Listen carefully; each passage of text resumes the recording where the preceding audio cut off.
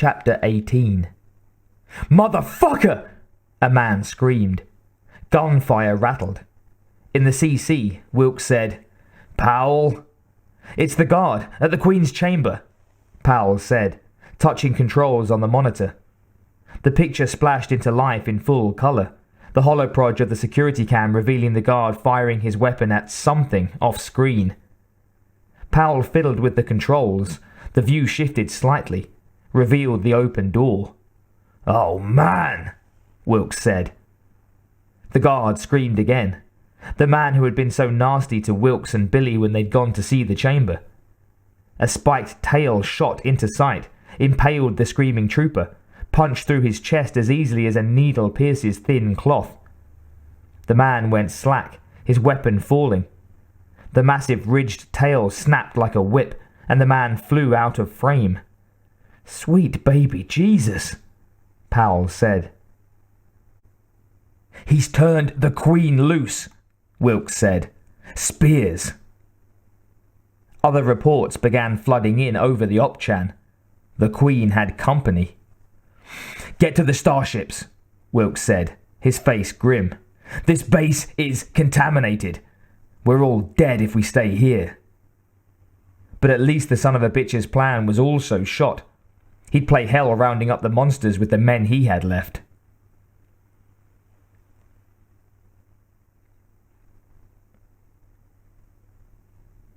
"5 minutes after the Queen and her brood were set free and encouraged to kill anything in their way, Spears nodded, and the demolitions man blew the hatch.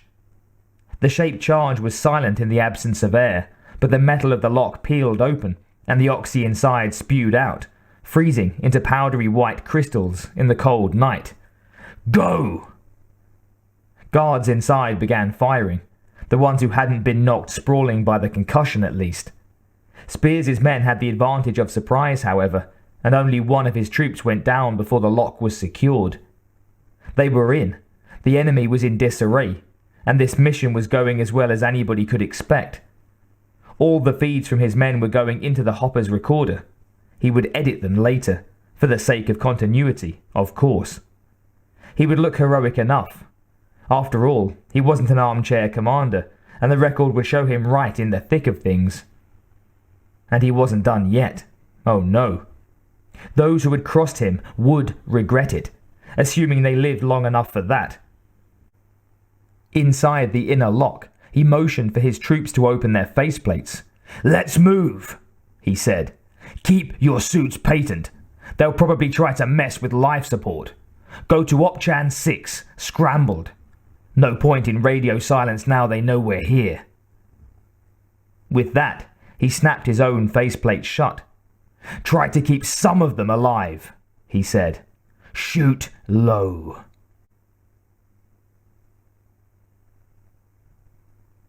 Wilkes ran, carbine held ready to fire, Billy and Powell right behind him.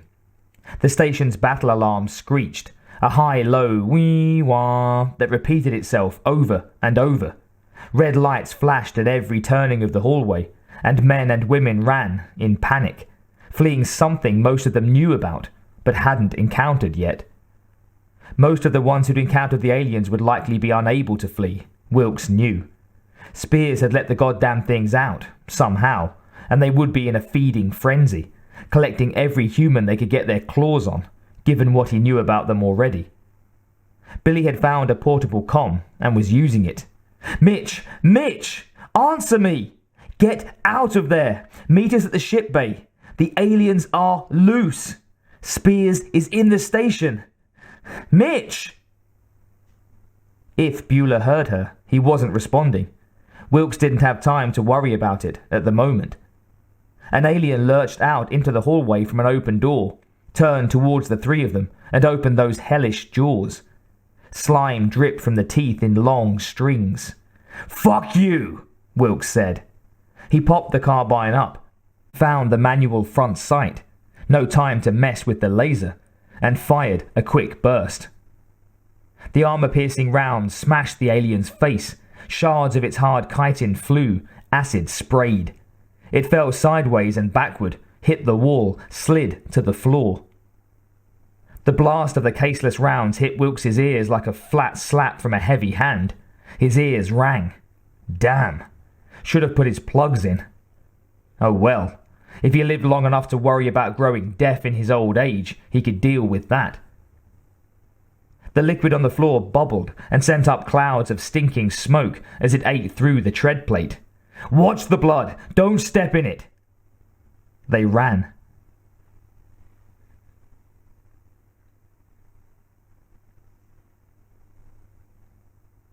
A trooper came around the corner with his weapon up.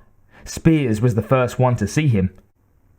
He drew his pistol, brought it up, and smacked his gun hand into the waiting palm of his other hand, hit a classic isosceles stance, and fired 3 times. The technique was called the Mozambique double tap, the name having to do with some ancient police action in some African country before space travel. It was a standard pistol procedure, 2 in the heart, 1 in the head, always in that order. Spears guessed that it dated from a time when body armor was sometimes hidden under regular clothing, and to make certain of a kill, a backup shot was taken at an unprotected target. The unfortunate trooper wasn't wearing armor, so any of the 3 shots would have been sufficient to kill him. As the man fell, Spears felt that sense of triumph, that rush of survival he always got whenever he killed somebody 1-to-1. It brought back old memories, all the way from when he'd been a boy and had taken out his first opponent ever.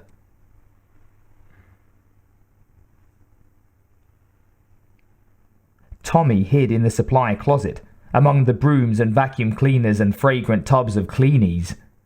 The granular cleaning compound made his nose itch, made him want to sneeze, but he pinched his nostrils shut so he wouldn't. Outside the dark closet, Jericho Axe prowled the dim hall, looking for Tommy. It was past quenchlight. Everybody was supposed to be asleep. The adult Marines and medicos would be in bed by now. But not Jericho. Jericho was a stupid asshole, Tommy knew. But he was a big stupid asshole, and he was mean. Tommy had gotten on Jericho's shit list. He didn't know how, and now every time the bastard saw him out of an adult's sight, he would proceed to kick Tommy's ass. Not that Tommy didn't fight back. He did. But Jericho had been decanted first. He was older, 10 kilos heavier, and 6 months ahead of Tommy in martial arts skills. Tommy got in a few licks now and then. He'd broken the cocksucker's nose once, but that had cost him a broken arm, plus 2 teeth had to be reimplanted, and 15 staples over his left eye. What Tommy wished was that Jericho would take a hike along the deep rim and trip, bouncing all the way to the bottom where he'd rot in the hot sun, and not be found until the carrion birds were finished with him. Might as well wish for a commission while you're at it, dickhead, he told himself. Jericho wasn't that stupid. Tommy sat in the closet, hoping Jericho wouldn't think to look for him in here. He was tired. He wanted to go to bed, to get some rest before drill at dawn. But here he was, having to hide to keep from getting pounded. Bare feet slapped the floor outside the closet. Jericho had taken his boots off, but he still lumbered like a broken robot, making plenty of noise. Tommy heard the bathroom door creak as the thug went to look for him in there. Shit. He would look in here too. There was no real place to hide, unless he wanted to climb into the cleanies bag mounted on the roller bin. Sure, if he dug down through the dirty cleaner, crouched real low, and buried himself in it, Jericho wouldn't see him. Tommy stood, started to put one leg over the rim of the bag, then stopped. Abruptly, a rage filled him, a hot anger that bubbled up through his legs and groin, flooded into his chest, swirled fluidly into his skull. Fuck this. It wasn't right. He shouldn't have to hide from Dick Lick Jericho Axe just because he was bigger and stronger and better trained than Tommy. It wasn't right. With only the glows coming from the instrument panels of the cleaning bot parked next to the door, the room was dark, but there was just enough light for Tommy to see the baseboard scraper mounted in the bot's accessory rack. It was a little over 1/2 meter long, an aluminium rod nearly as thick as Tommy's wrist, connected to a dull blade set at an angle. The bot used the tool to clean the grit from the baseboards. It looked kind of like a garden hose somebody had bent crooked. Tommy peeled the scraper from the bot's rack, hefted it. It was fairly heavy. When Jericho opened the door, Tommy was ready. The larger boy had some time to blink, his eyes going wide, as Tommy jumped and buried the blunt corner of the blade in Jericho's skull, hit him just over the right eye. It made a satisfying chunk. Jericho screamed. That was nice too, and stumbled backward across the hall until his back smacked into the far wall. He slid down, tugged the scraper from his head, moaned as the blood poured into his eye. He looked up at Tommy, stunned, as if he couldn't understand what had happened. Tommy moved towards Jericho. "Here, gimme that," he said. He grabbed the scraper. Jericho let it go. What he thought, Tommy didn't know, but the fear he had felt, the shame of being afraid, his rage, all combined into something he'd never felt before. He felt a great strength now, a power at having defeated his enemy. "I'm bleeding!" "Not for long," Tommy said. He raised the scraper again and moved in. Tommy Spears was 9 years old the night he killed his first enemy.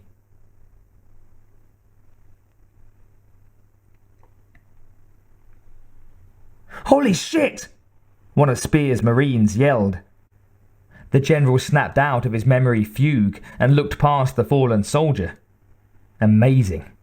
The entire memory had flashed past, maybe 5 seconds in real time, all jammed and compressed like a squeezed data file on a modem squirt. One of the alien drones stood there, readying itself to attack. Spears stepped forward, so an overhead light shone directly onto his face. Saw the alien see him. "You know who I am," he said. He pulled a control from his belt. "And the Queen knows what this is." He waved the transmitter.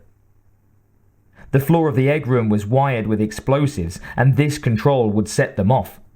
Spears had made sure that the Queen knew that. Of course, by now, she would have her drones hauling the eggs out, hoping to find a safer place for them. But she wouldn't have had time to move them all yet. And besides that, she couldn't know if Spears had wired the whole fucking station so he could blow it all into orbit. What the drone saw, the Queen knew. The drone hissed, then turned and ran the opposite way. "Holy shit," the trooper said again.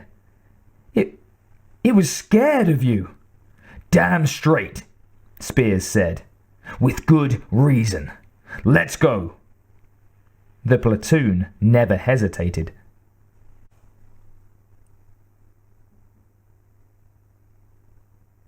"Powell, this way," the major said. Wilkes turned to look at Billy. "I'm fine," she said, though she was out of breath. "But Mitch tastes bad," Wilkes said.